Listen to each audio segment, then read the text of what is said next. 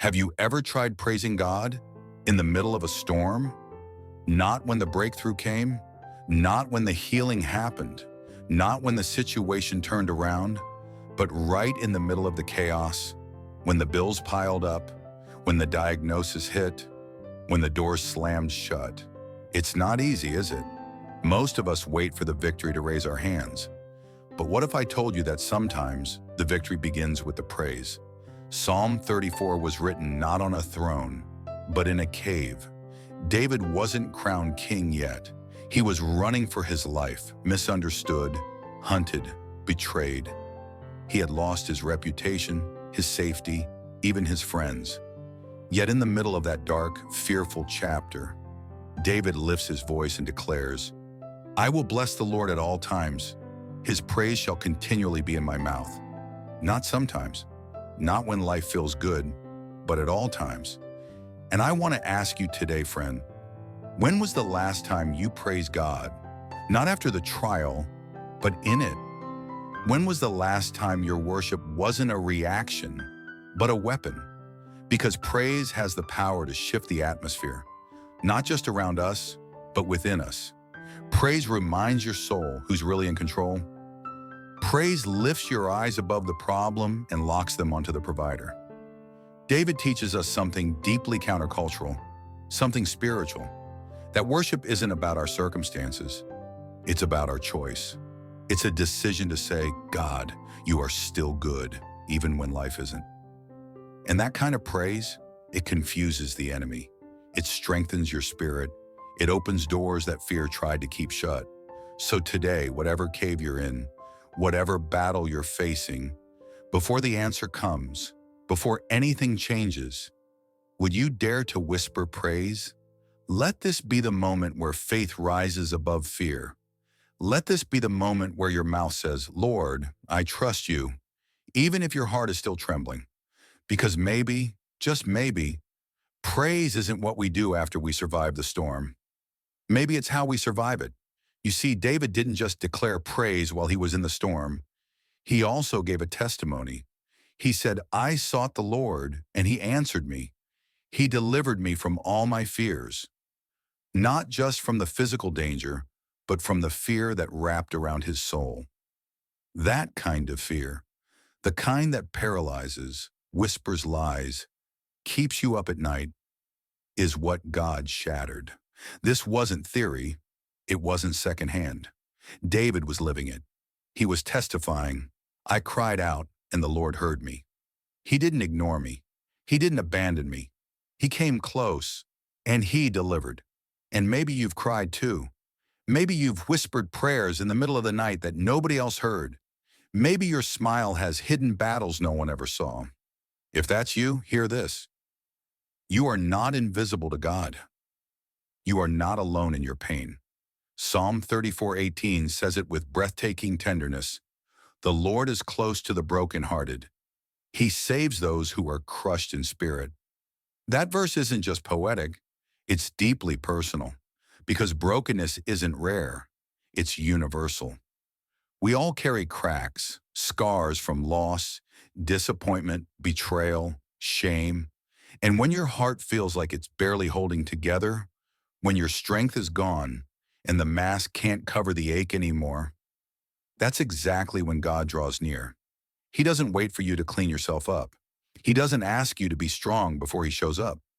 No, he moves toward the pain, toward your pain. He enters the room, sits with you in the silence, and holds space for the tears you've tried to hide from the world. David invites us into something deeper in verse 8.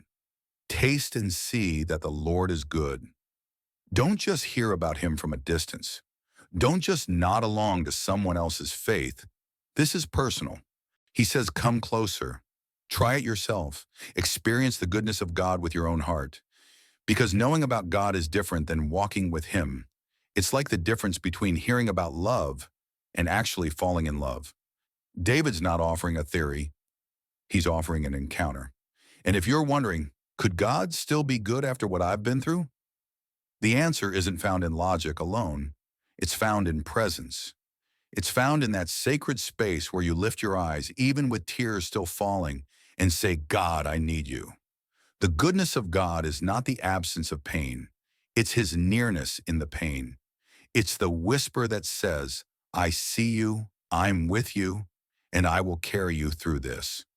Psalm 34 doesn't promise a life without trials, but it promises a God who never walks away.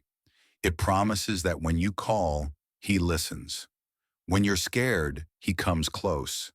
When your heart is breaking, he becomes your refuge.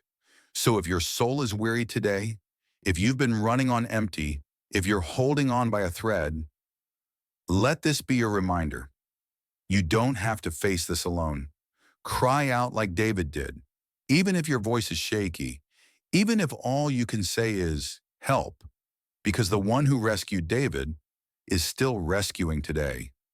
Let's be honest, sometimes it feels like trusting God is easy when life is good, when bills are paid, when relationships are smooth, when the path ahead is clear. But Psalm 34 isn't a song of praise from a palace, it's a whisper from a cave.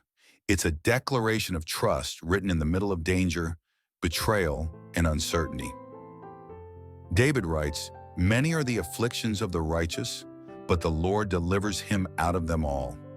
Did you catch that? Even the righteous suffer. Even those who love God walk through storms.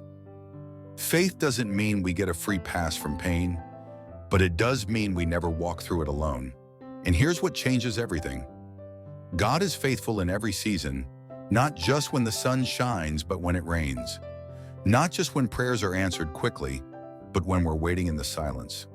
That's why David says, I will bless the Lord at all times.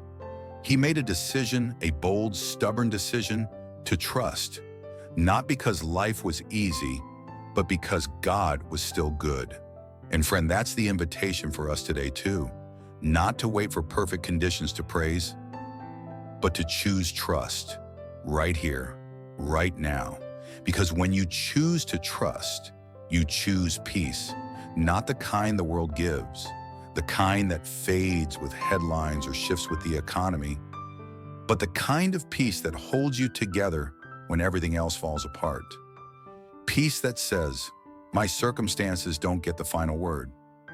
God does. So let me ask you, where have you been placing your trust lately? In outcomes? In people? In your own strength? What if today you placed it back in the one who sees every tear and holds every tomorrow? David didn't just hear about God's kindness. He experienced it. He tasted it. And now he invites you to do the same. Taste and see that the Lord is good. Not just in theory, in your story, in your broken places, in your waiting. So here's my declaration. I won't just hear about God's goodness. I will taste and see. I will trust not because life is easy, but because God is faithful. And I know the refuge I choose in him is safe forever.